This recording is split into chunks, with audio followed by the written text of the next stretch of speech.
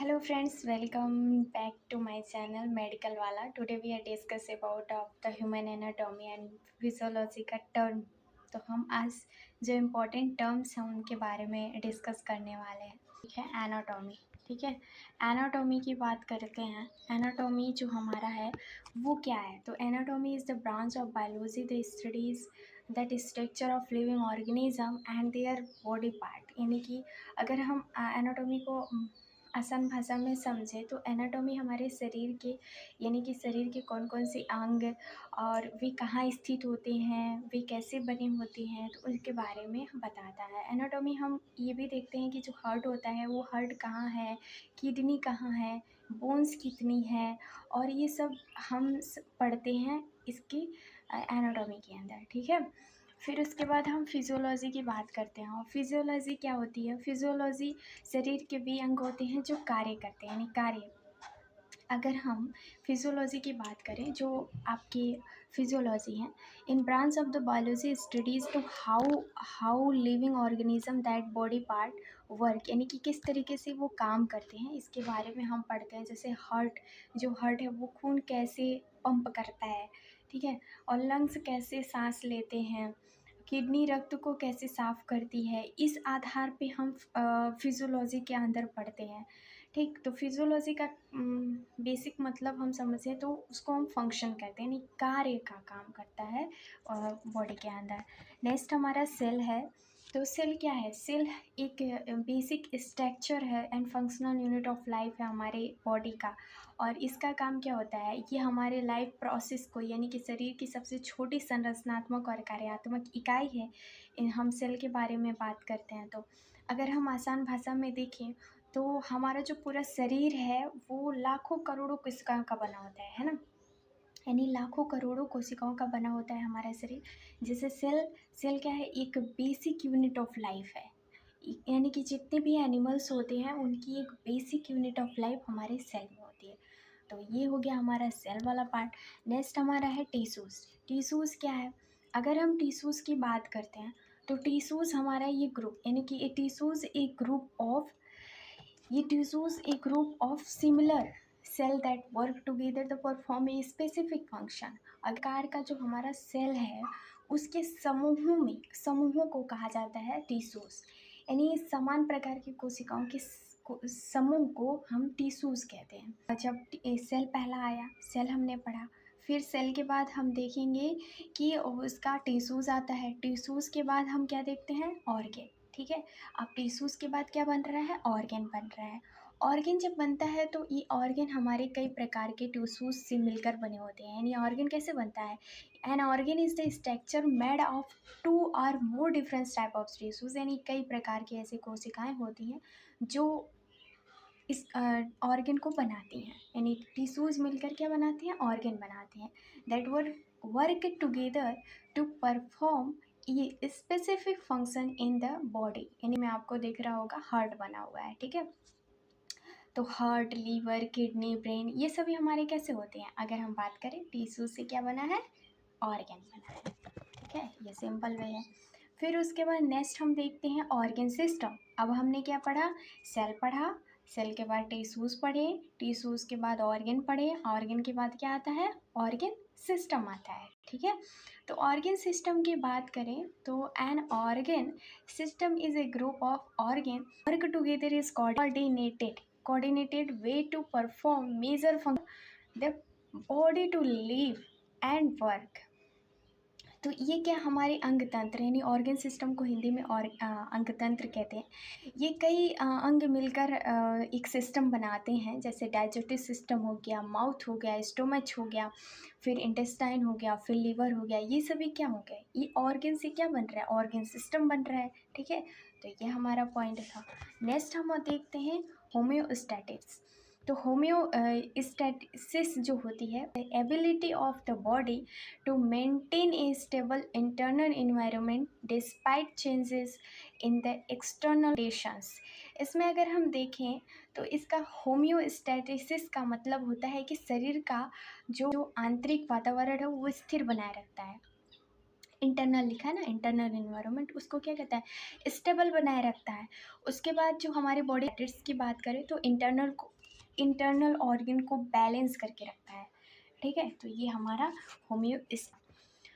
फिर उसके बाद हमारा आता है फीडबैक मैकेनिज़्म। फीडबैक मैकेनिज़म्स की बात करें तो पहले रिसेप्टर यानी कि इफेक्टर और कंट्रोल सेंटर होता है। तो इसका पूरा का पूरा काम ये होता है फीडबैक मैकेनिज़्म का कि जो शरीर का कंट्रोल सिस्टम होता है उसे संतुलित बनाए रखता है। यानी कि mechanism is a process in which that output of a system is use to regulate its activities, अगर helping the body maintain balance and stability.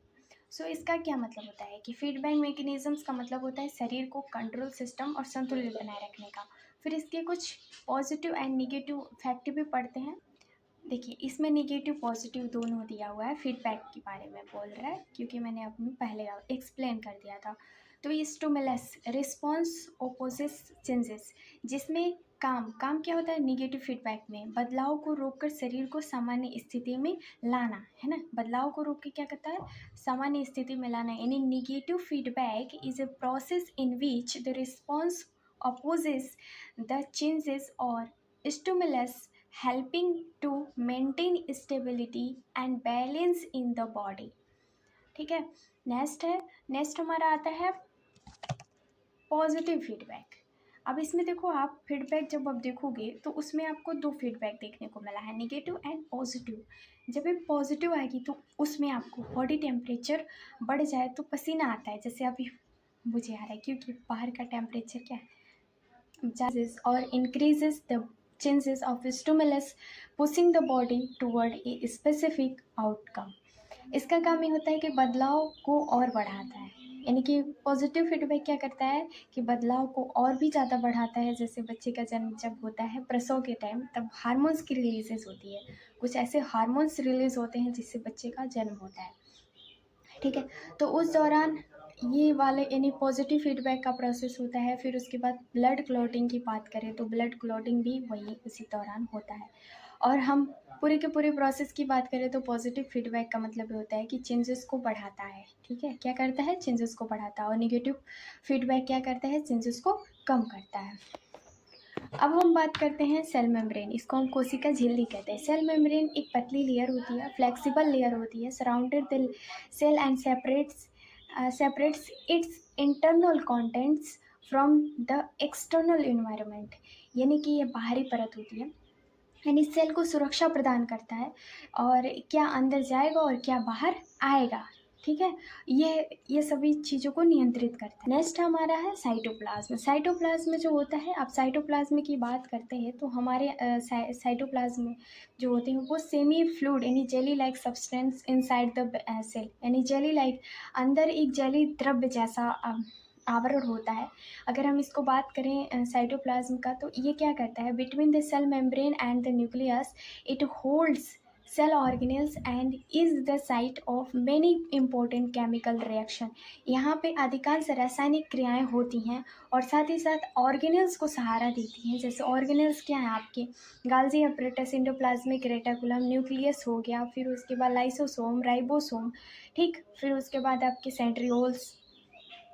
और ये सारी प्रोसेस जब आपके अंदर होती है तो ये साइटोप्लाज्मा के अंदर ही होती है। ठीक है, हम बात करते हैं माइटोसिस के बारे में। जैसे कि हमारे जब साइटोप्लाज्मा सेल मेम्ब्रेन के बाद साइटोप्लाज्मा बनता है, आप माइटोसिस होगा। माइटोसिस का मतलब होता है एक सेल से कई सेल का बनना, एक सेल से कई सेल का बनना माइटोसिस कहते हैं। मतलब एक सेल से दो समान सेलों का निर्माण होता है तो उसको हम माइटोसिस कहते हैं। ठीक है, तो माइटोसिस जो होता है, mitosis is a type of cell division in the which one parent cell divides to produce two identical daughter cell. यानी कि यहाँ पे एक सेल से दो समान सेल का बनना ही माइटोसिस कहलाता है। ठीक है, तो यहाँ पे पहले क्या करता है, इट हेल्प इन ग्रोथ करता है, रिपेयर करता है, यानी कि यहाँ पे क्या करता है, यहाँ पे रिपेयर का काम करता है, ग्रोथ करने का काम करता है, एंड रिप्लेसमेंट ऑफ, यानी पुराने सेल की जगह नए सेल का बनना आपका माइटोसिस के अंदर काम करता है। तो आप मुझे कमेंट बॉक्स में बताइए कि माइटोसिस जो होता है वो किस जीव में पाया जाता है, यानी किस प्राणी में इसका माइटोसिस का डिवीज़न होता है। नेक्स्ट हम देखते हैं मियोसिस। तो मियोसिस की बात करते हैं। तो मियोसिस आपका ये है कि meiosis is a type of cell division in which one parent cell divide twice to produce four genetically different daughter cell. यहाँ पे आप देखोगे कि एक सेल से चार अलग अलग सेल का बनना, जैसे कि यहाँ पे एक सेल है, जैसे मैं बता दूँ यहाँ पे एक सेल है, तो एक सेल से चार अलग अलग सेलों का बनना यहाँ पे क्रोमोसोम बना हुआ है, ठीक है। तो ये आपका क्या होगा, मियोसिस होता है, मियोसिस हो जाता है। अगर यहाँ पे आप देखो कि इसका जो रिस्पॉन्सिबिलिटी होती है, यानी कि it is responsible for the formation of sex cell sperm and egg, यानी स्पर्म और एग का ये फॉर्मेशन बनाता है, यानी कार्य करता क्या है, एक सेल से चार डिफरेंट सेल बनते हैं, तो वो होगा मियोसिस। नेक्स्ट हमारा यानी ऑर्गेनेल। सेल ऑर्गेनेल्स क्या होते हैं? Cell organelles is a specialized structure inside the cell of perform specific function. Example में अगर आप देखोगे तो न्यूक्लियस हो गया, माइटोकॉन्ड्रियल हो गया, एंडोप्लाज्मिक रेटिकुलम्स हो गया, गाल्गी अपरेटस, लाइसोसोम्स एंड राइबोसोम। तो ये सभी अलग अलग प्रकार के ऑर्गेनेल्स होते हैं। लाइसोसोम्स को हम सुसाइड बैग ऑफ सेल भी कहते हैं, माइटोकॉन्ड्रिया को हम power house of the cell कहते हैं। अगर हम राइबोसोम्स की बात करें तो वहाँ पे प्रोटीन सिंथेसिस होती है। और न्यूक्लियस हमारा कंट्रोल होता है, सेंट्रल कंट्रोल सेंटर करता है। गाल्गी अपरेटस पैकेजिंग की काम करता है, और वहीं एंडोप्लाज्मिक रेटिकुलम जो होता है वो ट्रांसपोर्टिंग का काम करता है। तो ये सबसे महत्वपूर्ण है, जिसमें से अगर आप पूरा का पूरा फ्लो